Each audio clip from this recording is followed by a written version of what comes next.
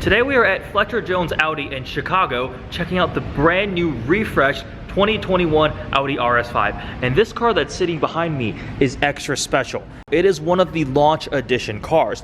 There are two different launch editions, the Ascari, which is the extra rare one, that's 25 coupes and 100 sportbacks, and this one is the Black Optic launch edition, where there are 100 coupes and 325 sportbacks. So this is one of 100 being made. And as the name suggests, Black Optic launch edition means you get the Black Optics package. So all the front trim is blacked out, all the badges are blacked out. We actually have Audi laser headlights, so a darkened headlight surround in there with laser lights, 20-inch blacked out wheels here. Again, more blacked out badges, the mirror housing too, all the window surround trim here, the little rear lip, the rear diffuser, more badges out back, new taillights, and around. So again, 100 coupes were made. You could get a couple different colors, glacier white, there was I think Mythos black, Tango red, Daytona gray, and Nardo gray, whereas the Ascari is just limited to one color. And you get a lot of other stuff as standard, but we'll talk about more of that in the other video and when we look at the window sticker. Specifically today, we are checking out the interior, the tech, and some details. You'll notice the Audi Sport puddle lamps because Audi Sport is now the hardcore performance RS division. They make the R8s. Used to be called Audi Quattro, but then they made a rear-wheel drive version of the R8, so Quattro didn't really apply anymore, so now it's Audi Sport. You do get an Alcantara flat bottom steering wheel, so trimmed in Alcantara with red cross stitching with the fixed aluminum paddle shifters behind, virtual cockpit up front, Bang & Olufsen sound system, and then plenty of carbon fiber. It's matte finish carbon on the doors, wrapping across the entire dashboard here, and then cascading through the center console. Let's turn the car on. We have an RS Sport exhaust, upgraded, updated 10.1-inch central touchscreen here, running the latest version of MMI. Yes, we'll ignore all of those. Turn down the air conditioning system. We have manual controls, actual physical toggle switches, rotary knobs, unlike the newer A7, RS7, RS6, the Q8 and Q7 with the double touchscreen. You have the central one up there, and you still have actual conventional controls down here, but a nice digital display screen in the middle. We'll just retract. Oh yeah, the seat belts will automatically pop out for you. See if I can replicate that. Yep, feed you the seat belt. Oh, it's also trimmed in. Got red accents on the sides of the seatbelts. That's very cool. Going back around, let's take a look at the window sticker. 2021 Audi RS5 Coupe, so that is the mid-cycle refresh, the B9.5, 2.9 twin-turbo V6, 8-speed auto, Quattro all-wheel drive, glacier white metallic with black and red stitching on the inside.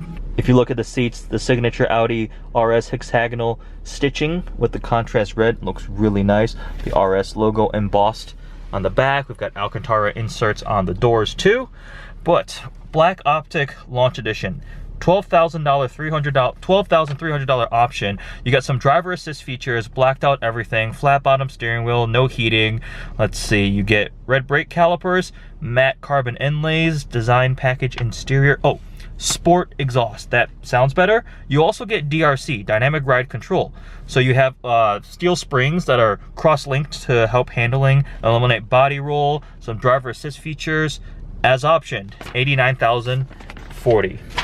These are actually a little bit cheaper than the Ascari launch editions because those come with the carbon ceramic brakes, so those end up closer to $96,000, almost $100,000 once you finish optioning them up. So it's a little less rare, but also less expensive because you don't carbon ceramic brakes. Therefore, the top speed is also slightly lower. I believe it's 174 for the Ascari versus 155 for this regular one here. We have the RS mode buttons too, which is always fun to play with. We've used that in the new RS6. RS7, you can code them. It's kind of like when BMW launched the M1, M2, and it sets all the various settings so what you want them to be.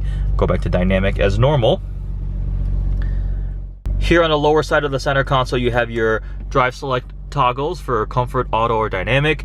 You have your traction control. You have park assist, park settings. So park assist, that's always nifty. And then this button here turns the screen off.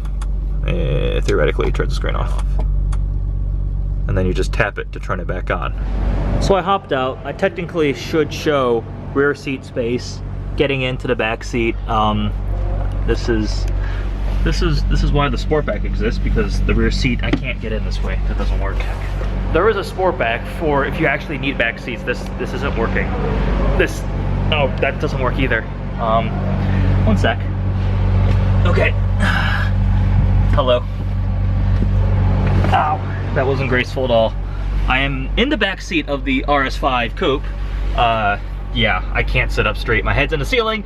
This is why they made the Sportback. So if you need more space, you can buy the RS5 Sportback. I can actually have, there's a button here. I'll show you guys. I mean, if you have kids or people that are smaller, yes, you can use the back seat. This button here actually slides the front seat forward and back.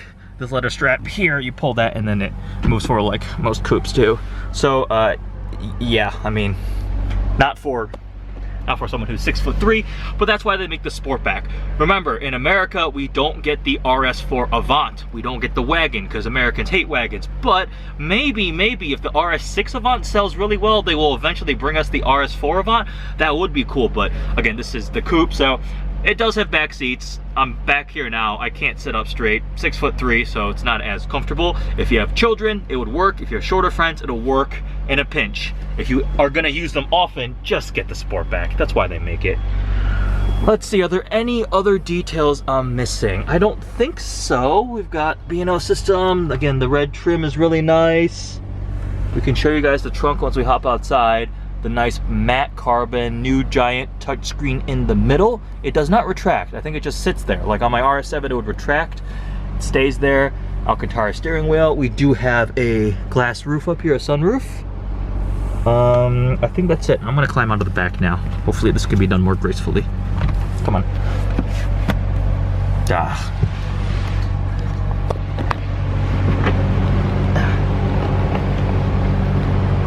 I can't do this one-handed, can I? That's just not comfortable at all. Trunk space. We got some weather mats in the back here. That's actually quite decently sized. It's very deep. It goes in pretty far. And if we pull this here, it looks like the rear seat, oh, the pass-through. So can I do more than just that? There's so many things I'm just discovering back here. There's a hook for hanging stuff. Oh, yeah. The rear seats on the RS5 coupe do indeed fold down, and that really helps your practicality. You could put quite significantly long things in the back here, whether it's furniture or skis or whatever you want. It's pretty nifty. RS Sport exhaust, just sitting here idling with a nice V6 rumble going on. Let's see if I put it into different exhaust modes. That sounds quieter. Yep. Oh, there we go. I think that's if it opened up. With that, we'll wrap up this walk around video of the brand new RS5. We're gonna take it on the road, go for a drive, see what it's like. I'm curious to see how it feels with dynamic ride control, because it is firmer, but it should handle better. And this new update to the RS5. See how it all comes together. With that, hope you guys enjoyed this video. Check out Fletcher Jones Audi. They have this RS5 for sale. Thanks for all the support.